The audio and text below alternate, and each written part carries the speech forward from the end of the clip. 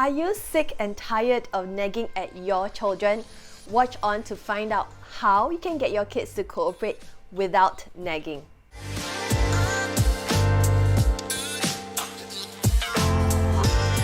Hi, I'm Jacin, a parenting coach and ex-school teacher. Recently, I posted this in my Instagram Reels. Put on your socks. How many times must I tell you? Where are your socks? Stop dreaming. You're going to be late for school. Hurry up. Put on your socks. Socks. And many parents came to me asking me, Jacin, I did what you said. I said socks, but my kids are not moving to put on their socks. What do I do? This inspired me to create this short video just to share with you the adverse effects of nagging and what you can do to stop nagging at your kids. Nagging can lead to resentment between the parent and the child. Think about the last time when someone nags at you. Was it a good feeling? Definitely not. When you keep nagging at your kids, you think that they don't listen to you, you feel underappreciated, and that nobody cares about what you say because you have to keep nagging. To the children, they think that their parents don't get them. And this is a lose-lose situation. Watch on to the second part where I will share with you what you can do instead of nagging to model good communication skills and foster good relationship between you and your children. Nagging sends a message to the children that their parents do not trust them. Children might be thinking, my parents are repeating and repeating because they don't think that I'm able to complete the task. And this makes children feel incompetent. Nagging teaches kids to stop listening to their parents. When their parents start to nag, children will tune out because they know that their parents are just going to say the same thing over and over again or even say something bad about them.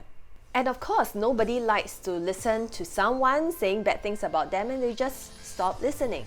Nagging takes away the responsibilities from the kids. We often nag when our kids are not preparing to go to school, not doing their homework, not having their meals. And these are their duties, not ours. If you want the kids to be responsible and take ownership, we have to stop nagging at them. In other words, nagging affects a relationship between the parent and the child, and it models poor communication skills. If you're determined to stop nagging at your kids, watch on as I share 5 tips on what to do instead of nagging. Tip number 1. If you want your kids to listen to you, you have to first listen to them. There is usually an underlying reason why kids refuse to cooperate or listen to you the first time round. It's more than the homework, it's more than just putting on socks. It could be a lack of communication skills, motivation, poor emotion regulation skills, or the lack of motor skills. Your job is to listen to your kids, hear their stories, and figure out what is making it so difficult for them to cooperate. I encourage you to download my guide, Why Are Kids Not Cooperating and What to Do About It. In this guide, I share with you the underlying reasons why kids are not obeying and how you can gain cooperation from them. The link to the free guide is in the description below. So remember, listen to your kids and find out what is making it so difficult for them to cooperate. Work through the struggles with them. Tip number 2, join their world before instructing. Your child operates more from the emotional brain rather than the logical brain.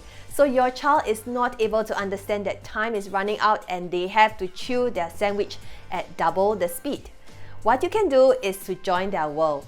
Wow, it's your favorite ham and cheese sandwich. Let's look at the clock. It's 8 a.m. now and we have to be in school at 8:15. Oh no, we are going to be late. Can you show me your Superman powers and chew the sandwich faster? Show me how fast you can chew. Notice what I just did. To connect with the child first and help the child understand that the sandwich is his favorite breakfast, but also set the boundary. This is how you can get kids to cooperate more. When there's more connection, you stand a chance to get more cooperation from them. Tip number 3, make eye contact and have your child repeat after you.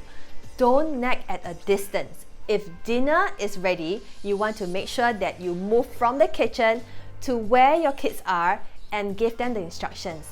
make sure that they look at you in the eye. For example, we are going to have dinner in 5 minutes. Can you repeat what Mama just said? If your child is in the middle of the game, you might have to pause the game or tap his shoulders just to get his attention. And that is how you can avoid nagging. You only gave your instructions once. Tip number 4, keep your instructions short. Like what I shared in the Instagram reels, you don't want to keep nagging, go on and your kids do not know exactly what they have to do. For example, you can say pajamas, cup, school uniform. So keep it short and make sure that your kids are aware of what they have to do. But prior to that, you want to guide your kids and make sure they know what is expected of them. When you say socks, do the kids know what you mean?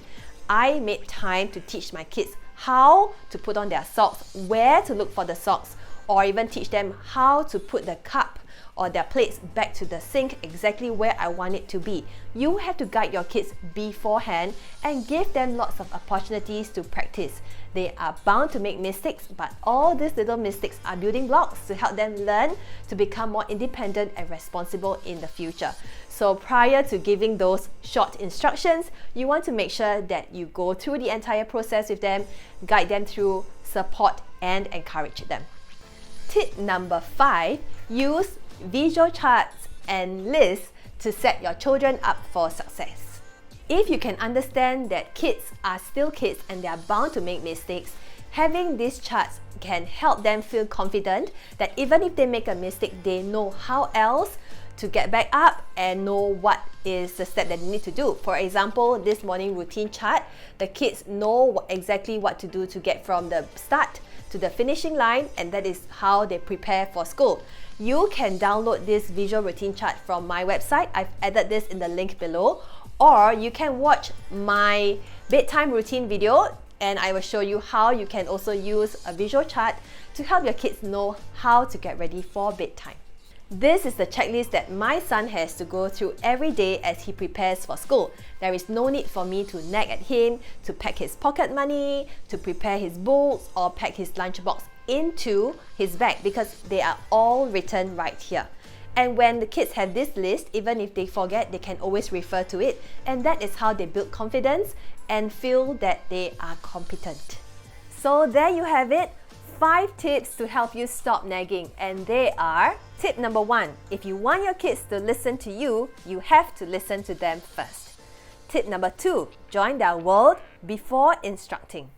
Tip number 3, make eye contact and have your child repeat after you. Tip number 4, keep your instructions short. Tip number 5, use visual charts and lists to set children up for success. We definitely don't want our kids to look back and think of their childhood as having naggy parents or their parents sounding like a broken record.